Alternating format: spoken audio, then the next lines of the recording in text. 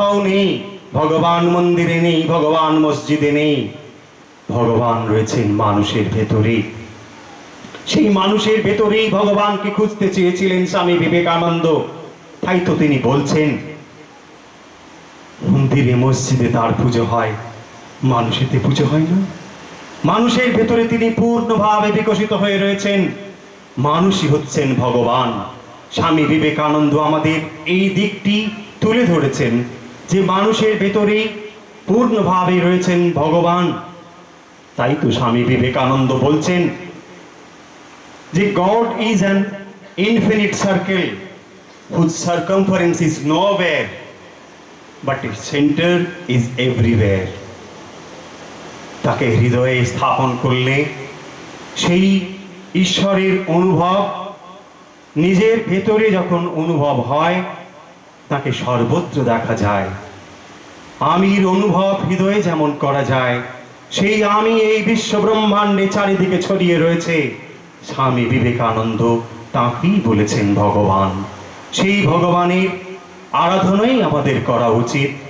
এই শিবিরগুলো থেকে সত্যিকারের যে আত্মিক উন্নয়নের চেষ্টা করা হয়, যে বার্তাটুকু এখান থেকে দেওয়া হয়, একটি ছাত্র তার কথাতে বলেছে যে ভুলে গেলে চলবে না।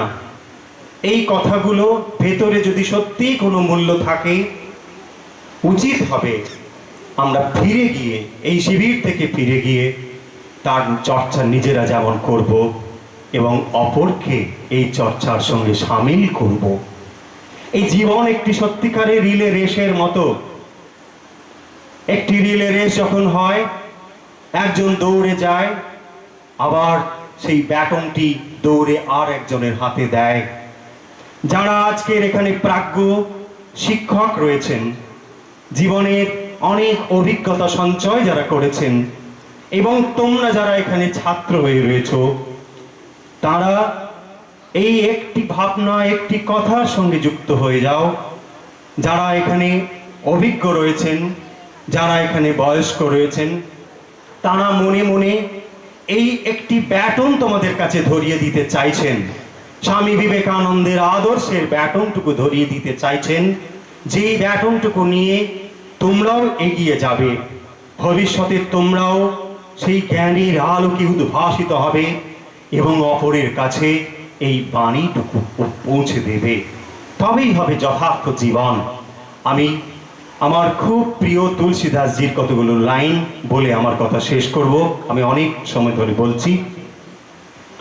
তুলসীদাসজি অত্যন্ত মনোজ্ঞভাবে কতগুলো লাইন, তার বাংলা অনুবাদ আমার খুব প্রিয়। আমি অনেক জায়গায় বলেছি, তবু এখানেও আমি জানি না আগে বলেছি কিনা, আমার খুব ভালো লাগে, আমি তাই এখনকার ভাষায় শেয়ার করছি।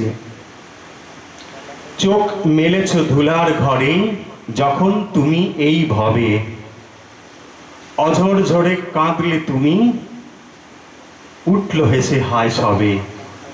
মানুষ যখন জন্মায়, চোখ মেলেছ ধুলার ঘরে যখন তুমি এই ভবে, অঝর ঝরে কাঁদলে তুমি উঠল হেসে হায় সবে।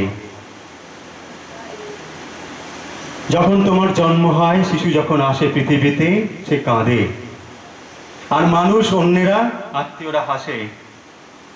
তুলসীদাসজি কবি, তিনি মজা করে বলছেন, চোখ মেলেছ ধুলার ঘরে যখন তুমি এই ভবে, অঝর ঝরে কাঁদলে তুমি উঠল হেসে হায় সবে। কি করবে? আসলো এবার তোমার পালা শাস্তি দেবার জগৎটায়, বাঁচার মতো বাঁচতে হবে, তৈরি করো জীবন কায়। তুমি তৈরি হও। তোমার জন্য যারা, তোমার দুঃখে যারা কেঁদেছিল, তারা তোমার মিত্র নয়, তারা তোমার শত্রু। তুমি তাদের শাস্তি দেবে, তৈরি হও। শেষ বিদায়ের পালা এবার, আসলে পরে বিশ্ব পার। শেষ বিদায়ের পালা সকলেরই আসবে, আজ হোক, কাল হোক, 100 বছর পরে হোক, আসবেই আসবে।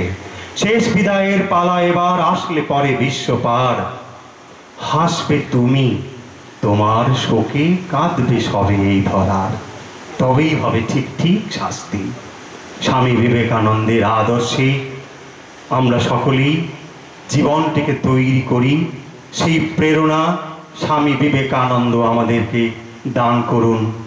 আজকের এই শুভ মুহূর্তে স্বামী বিবেকানন্দের কাছে আমরা সেই প্রার্থনাটুকু করি এবং যুব মহামণ্ডলের কর্তৃপক্ষকে আমি আর একবার আন্তরিক ধন্যবাদ এবং কৃতজ্ঞতা জানাই এই দু চার কথা বলবার সুযোগ করে দিয়েছেন বলে।